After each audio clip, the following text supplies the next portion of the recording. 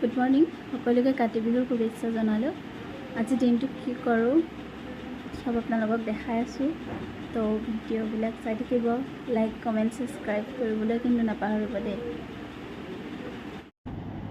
এয়া উৰুকা দিনত নাৰিকলৰ লাড়ু বনাইছিলোঁ, সেই অকণমান ভিডিঅ' কৰি থৈছিলোঁ।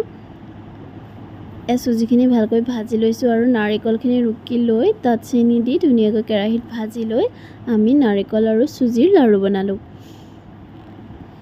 ভণ্টি আৰু মই আৰু ভাগিনজনীও দুটামান বনালে, বেছিকৈ বনোৱা নাই। আৰু তাই বনোৱা লাডুকেইটা তাই বোলে দেখাব, সেয়া আপোনালোকক দেখাই দিলোঁ। আৰু বিহু দিনা ৰাতিপুৱা আমি তুলসী ভেটি বনাইছোঁ। এয়া তাপতে দিছোঁ যিহেতু পাকাৰ চোতাল হয়। আগতে সৰুতে তুলসী ভেটি বনাইছিলোঁ মাটিৰে লেপি। তাৰ পাছতে ৰাতিপুৱা সোনকালে উঠি আকৌ আমি শেৱালি ফুল বুটলিছিলোঁ, কাৰণ সন্ধিয়া তুলসী ভেটিত দিব লাগিব। আৰু সন্ধিয়া হোৱাৰ লগে লগে আমি ঘৰে ঘৰে প্ৰসাদ আনিবলৈ গৈছিলোঁ। আপোনালোক গৈছিলনে?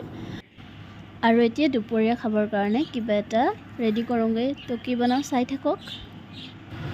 এয়া মই মটৰ, কাবুলী বুট, আলু আৰু পনীৰ দি পেলাই ঘুগুনি বনাইছোঁ। পাপাই পুৰি খাব, সেইকাৰণে পাপালৈ ফুলা ফুলাকৈ পুৰি বনাই দিছোঁ। আৰু এটা বস্তু বনাইছোঁ আজি মই, কেৰাহীখন এয়া পাতি দিলোঁ। কালি ৰাতিয়ে মই বৰা চাউল ভিজাই ৰাখিছিলোঁ, এইখিনি মই ভালকৈ ধুই ল'লোঁ। আৰু এতিয়া কেৰাহীখন গৰম হোৱাত এতিয়া মই ইয়াতে মিঠাতেল অকণমান দিছোঁ, দি এতিয়া ইয়াতে চাউলখিনি অলপ সময় ভাজি ল'ম।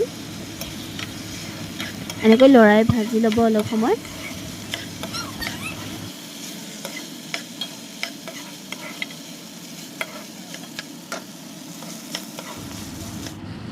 এতিয়া মই ইয়াত অলপমান পানী দিছোঁ, পানী দি এতিয়া ঢাকি দিম। এতিয়া হৈ যাব। চাওক মোৰ সিজিছেই প্ৰায়। এনেকৈ আকৌ এবাৰ ঢাকি দিম। তাৰপাছত মোৰ বৰা চাউলৰ পিঠা ৰেডি।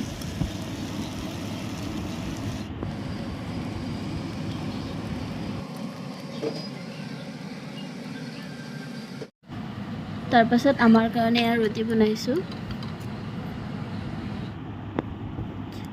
ৰুটি আৰু কাবুলী বুট মটৰ দি বনোৱা এয়া ঘুগুনি, পনীৰো আছে। আৰু এয়া বৰা চাউলৰ জলপান।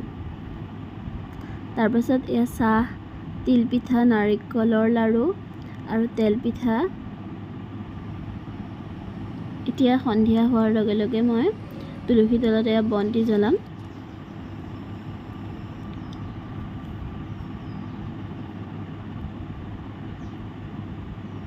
নিয়ম একো ভালকৈ নাজানো, তথাপিও চেষ্টা কৰিছোঁ কৰিবলৈ।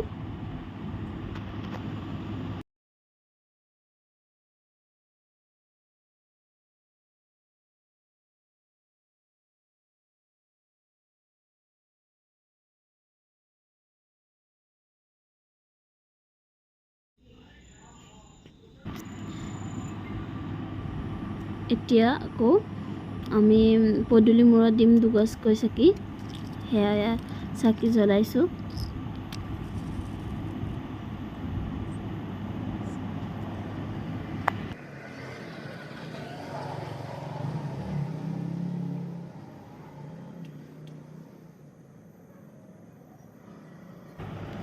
আনফালে মায়ে ভিতৰত সেয়া প্ৰসাদ ৰেডি কৰি আনিছে, এয়া তুলসী তলত দিছে। আৰু এতিয়া আমি তুলসী তলত প্ৰসাদখিনি দি আমি এতিয়া সেৱা জনাম।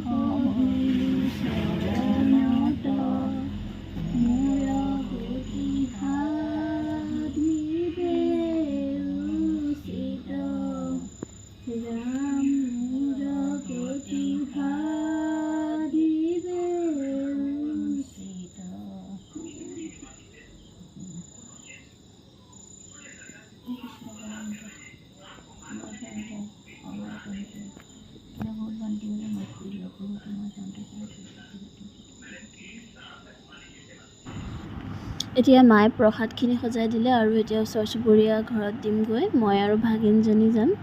মাক কৈছোঁ অকণমান ভিডিঅ' কৰি দিছোঁ, হাঁহি দিয়ক। তাৰপাছত দি মেলি আহি মই এয়া প্ৰসাদ লৈছোঁ খাবলৈ।